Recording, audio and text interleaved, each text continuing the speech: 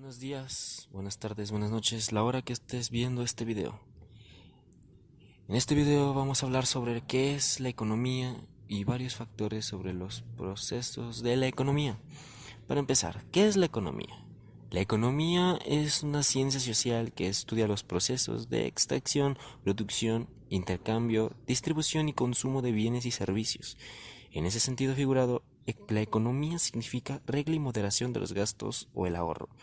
La palabra economía viene del latín de economia y en su vez el griego de ikopia o iconopia, que se deriva de la unión de los términos griegos y da el significado sobre ahorro o vida sustentable.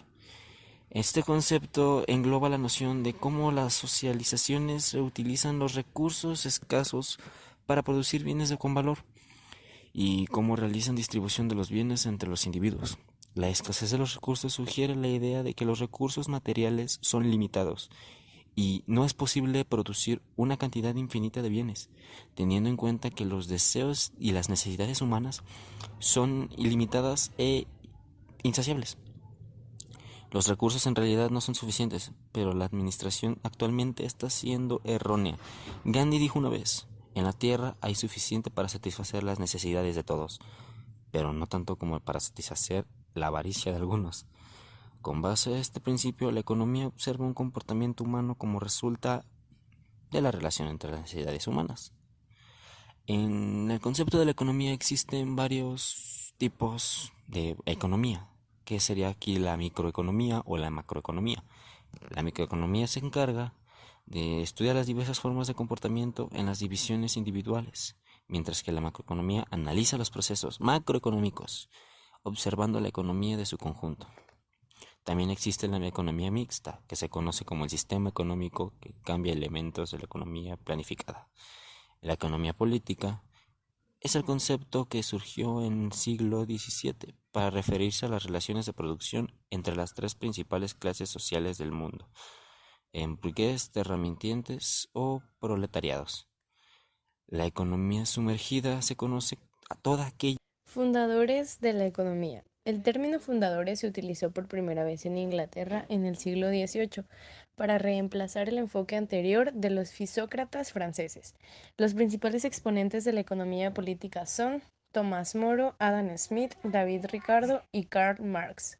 En la segunda mitad del siglo XIX, algunos teóricos del libre mercado comenzaron a argumentar que el Estado no debería regular los mercados, que la política y la economía actuaban de acuerdo a diferentes lógicas y que la economía política debía ser reemplazada por dos disciplinas y que la economía política debería ser reemplazada y separada por la ciencia política o la teoría social en general y economía.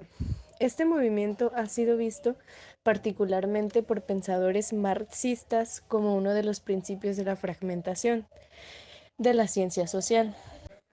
Coincidentemente con el despliegue del liberalismo clásico y en oposición a él se desarrollaron las teorías socialistas y comunistas, que sostenían que el modelo promovido por los liberales clásicos era incapaz de distribuir los recursos de la sociedad de una manera de evitar que una vasta mayoría permanezca en la miseria. Algunos socialistas como Thomas Hodgkin consideraron que el capitalismo estaba intrínsecamente relacionado con los privilegios que el poder político otorgaba a las clases propietarias y que eliminados esos privilegios no podría haber capitalismo. Características de la economía moderna. La economía actual se caracteriza por la globalización y presenta las siguientes características: variación del mercado del trabajo, que da lugar a una mayor desprotección del trabajador e índice especialmente en los países con un alto índice de paro. Trasladación de las fábricas hacia países del tercer mundo en los que la mano de obra es más barata. Innovación tecnológica constante para reducir tanto el coste de las materias primas como el de la mano de obra. Aumento del poder de las grandes multinacionales en detrimento de la soberanía del Estado. Ensanchamiento del abismo económico entre los países desarrollados y subdesarrollados, lo que producirá un aumento de la. Buenos días, buenas tardes, buenas noches, la hora que estés viendo este video. En este video vamos a